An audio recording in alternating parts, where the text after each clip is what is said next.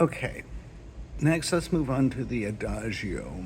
In the Adagio, I want to talk about two things. First of all, stylistically, we're talking really here about an opera aria, right? Here's my continuo part. My feet are playing the bass part, and then my hands are playing the harpsichord part. But if you think back to that example from the Telemann, where the actual notes and the realization of them might be something radically different, I want to just talk for a minute about how I conceive of playing this solo line, because I don't want to do just what's on the page. I want to do some improvisations. And what kind of improvisations can you do? Let me give you a couple examples. So I could start this off like this. If I play what's on the page, it sounds like this. You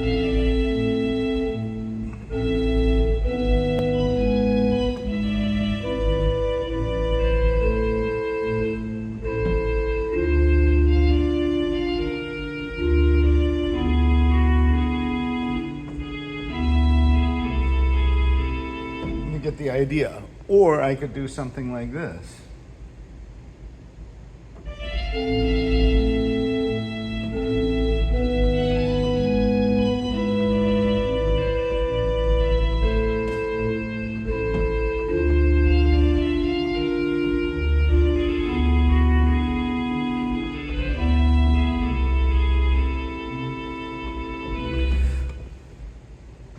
What I recommend that you do is work out some ideas for yourself when you're playing this kind of music. Start with two different choices. I have this figure.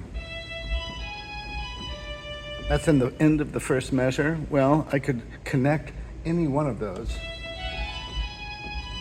Or do it this way.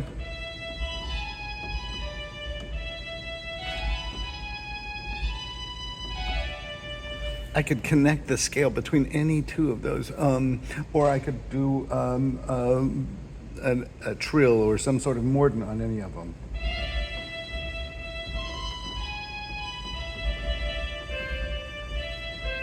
What I recommend is that you come up with several different options for yourself, at least two, and start off with just two options and say, well, one time I'm going to play it like this and one time I'm going to play it like this.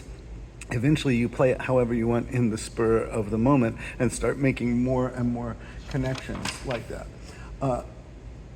If you turn to the top of the next page, I would like to talk about a couple of things. Actually, it's not the top of the next page, but the second system.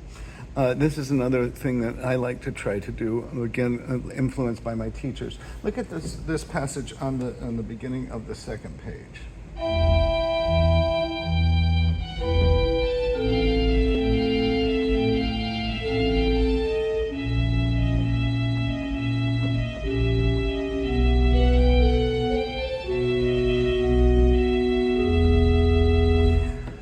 Here's where I think that you really have to take advantage of this improvisatory style. If I have, see those Fs where I have three little trills in a row? The first thing I'm going to do, anytime you do three things in a row, it can get boring really quick. So I'm going to make sure that I have some sort of strategy to make each one of those trills different, because each one can be a different expressive opportunity. So what I tend to do on this one is I'm going to do the first one. When I hit it, I'm going to enter it as a fast trill. And then the second one, I hold back just a little bit. So two in a row different. And then do whatever I want on the third one. I might even do a turn into the same thing. That's one option, so that it's not just the same.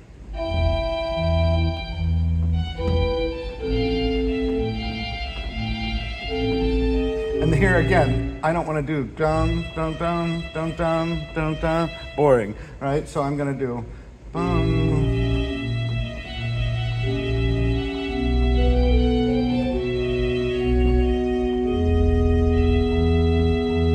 And I love a good retardation thing, so I like that better. Same thing here on this next one, if I play what's in the book, I've got this gesture in just different keys over and over. Listen to this.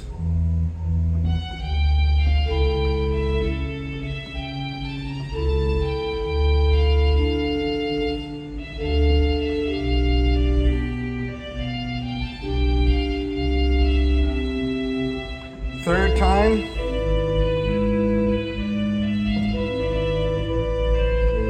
Fourth time. Apparently Bach didn't study his counterpoint rules and learn that you're not supposed to do something 4 times in a row. Oh no, even 5 times now.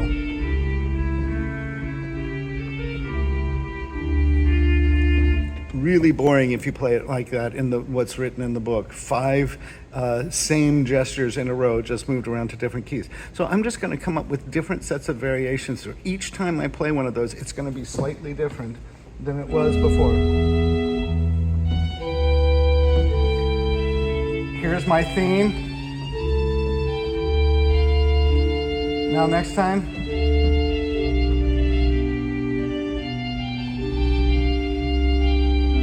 Something different.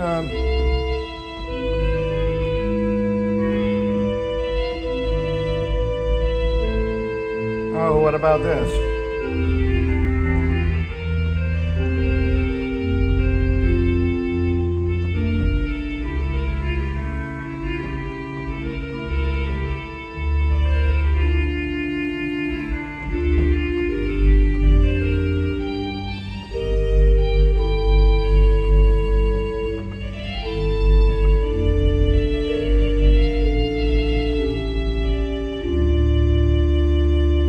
Anytime you have repeated gestures, I say come up with some variations on it.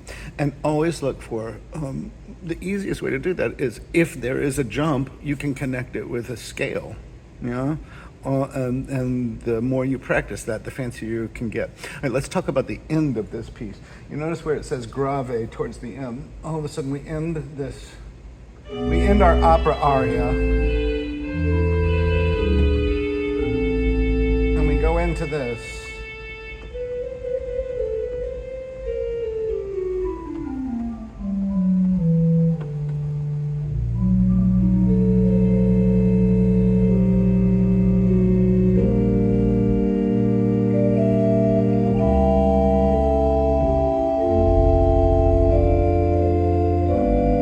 Something radically different.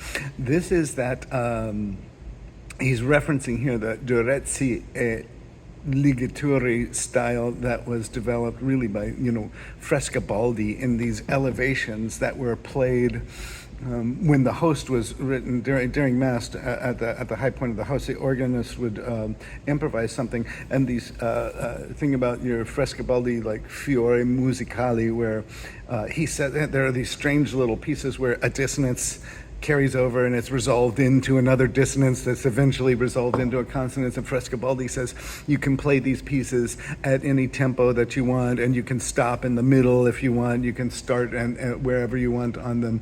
And I think that's what Bach is referencing here, which is why when I get to this part, I play it with a ton of rhythmic freedom.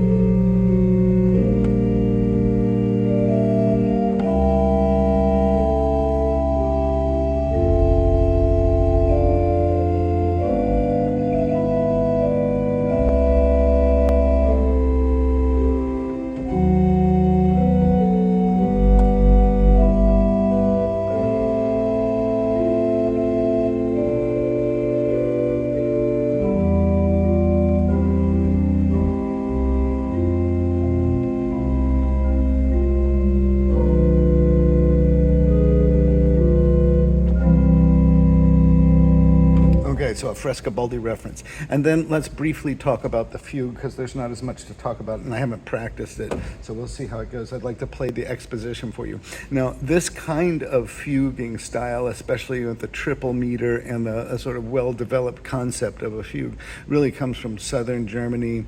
Pachelbel would have been an influence on Bach. They were friends anyway, so he would have known that music. And but the difference in the Pachelbel fugues is that in southern Germany, they didn't have big organ pedal boards. So the Pachelbel influence, it's a Pachelbel style fugue, but with the virtuosity of a northern German pedal technique. Anyway, listen to the exposition of it, because there's not much more to talk about. You just sort of play it as it goes. But it's what we might call a spiel fugue. It's just a fun kind of jig type.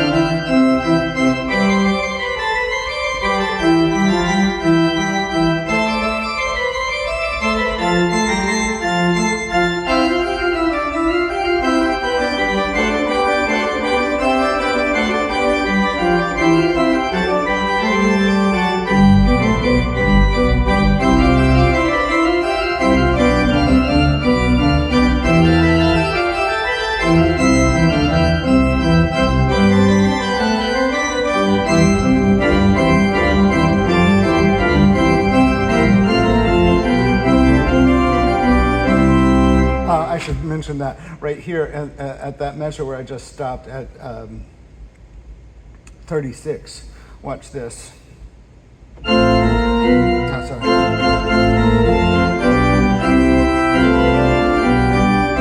Hear how the hands all break apart?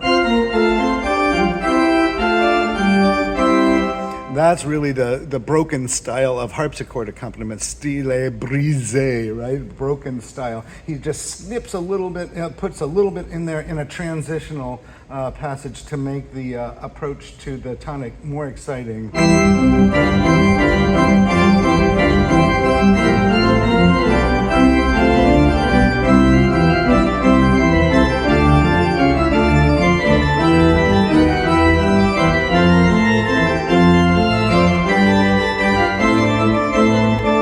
Stile brisé here.